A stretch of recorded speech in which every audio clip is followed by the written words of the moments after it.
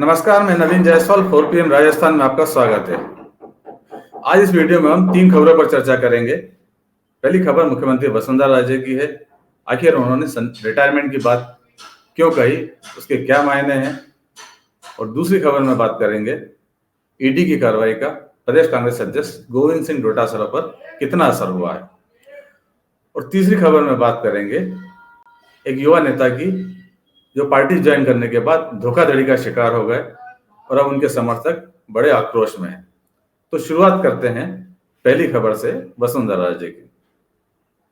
राजस्थान में यदि चुनाव के बाद बीजेपी सत्ता में आती है तो कमान किसे मिलेगी, ये शायद प्रधानमंत्री नरेंद्र मोदी के अलावा कोई भी नहीं जानता है।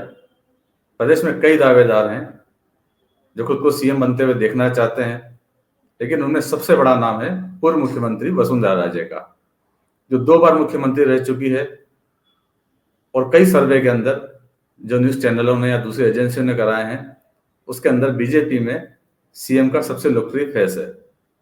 स्वाभाविक रूप से उनकी दावेदारी है, लेकिन प्रधानमंत्री नरेंद्र मोदी से जिस तरह की उनकी केमिस्ट्री है, उसको लेकर कयास लगाए जाते रहे हैं कि वसुंधरा राजे का भविष्य क्या होगा।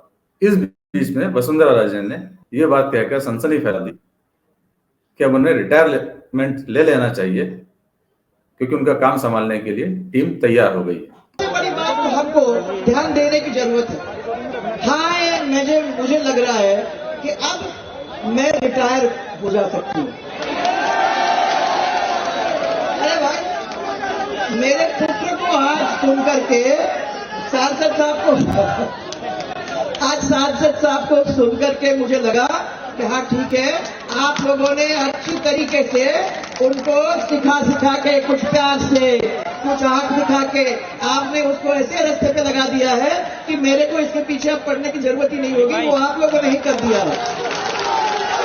जो काम इस टीम ने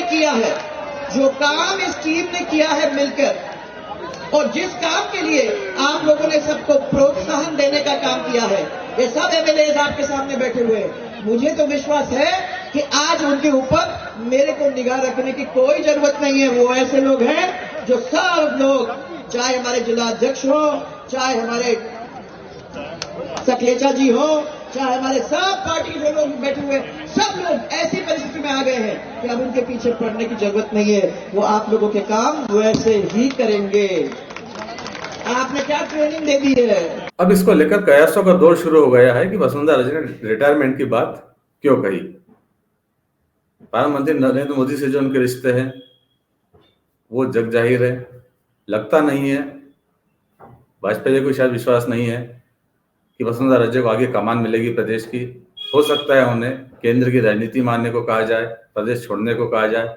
वैसे ऑफर उन्हें पहले भी दिया जा चुका है, पर वसुंधरा राजे उसके लिए तैयार नहीं थी। पार्टी एक बार फिर कोशिश कर सकती है, उन पर दबाव बना सकती है और अगले लोकसभा चुनाव के अंदर उन्हें शायद लोकसभा चुनाव लड़ने के लिए भी कह दे। ये सारे कयास हैं और शायद यही वसुंधरा राजे के दिमाग में भी है। उसी को लेकर शायद उन्होंने रिटायरमेंट की बात कह डाली। इधर राजस्थान में ईडी जमकर एक्टिव है, लगातार कार्रवाई कर रही है, ताबड़तोड़ कार्रवाई कर रही है। छापे डल रहे हैं, कांग्रेस नेताओं को निशाना बनाया जा रहा है और ऐसा लग रहा था कि कांग्रेस का जो अभियान है चुनाव का, उस पर कहीं असर पड़ेगा। पीसीसी चीफ गोविंद सिंह डोटासरा के पर ईडी ने कार्रवाई की, उनसे पूछताछ हुई, उनके बेटों को नोटिस मिला, उनको समन मिला है 7 और 8 नवंबर को दोनों बेटे अभिलाष और अविनाश को दिल्ली पहुंचने का, जहां ईडी उनसे पूछताछ करेगी।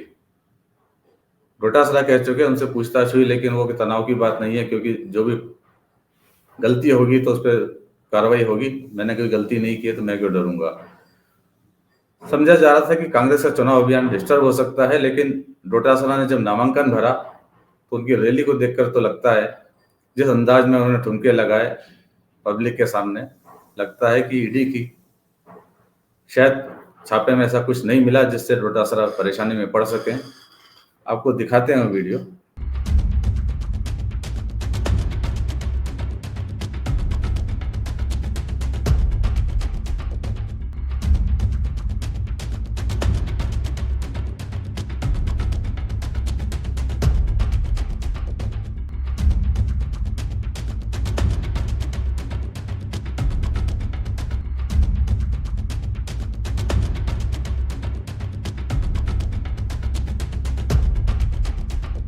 बीजेपी ने अपनी जो चौथी लिस्ट जारी की है 2 सीटों की, 2 प्रत्याशियों की, उसके अंदर शिव सीट से, बाड़मेर की शिव सीट से स्वरूप सिंह खारा को टिकट दिया गया है।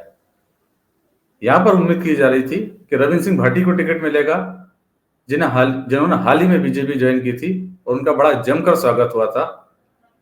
लेकिन जब टिकट बटे तो रविंद्र सिंह भाटी ठगे से रह गए, खाली पार्टी ज्वाइन करके रह गए, पार्टी ने उन्हें मौका नहीं दिया है। वैसे गजेंद्र सिंह शेखावत रविंद्र सिंह भाटी को पसंद नहीं करते थे, ये बात जग जाहिर थी। उसके बावजूद उनकी बीजेपी में एंट्री हो गई।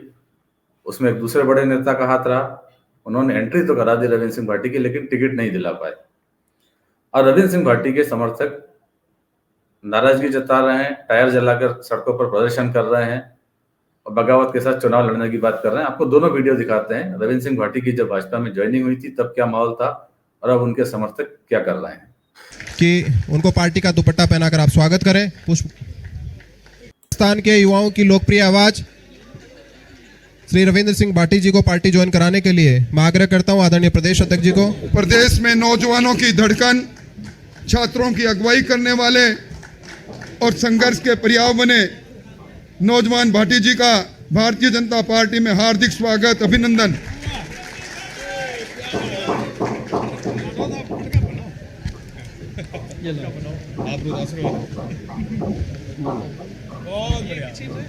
आगे बढ़ो। अभी कुछ लोग विद्याधर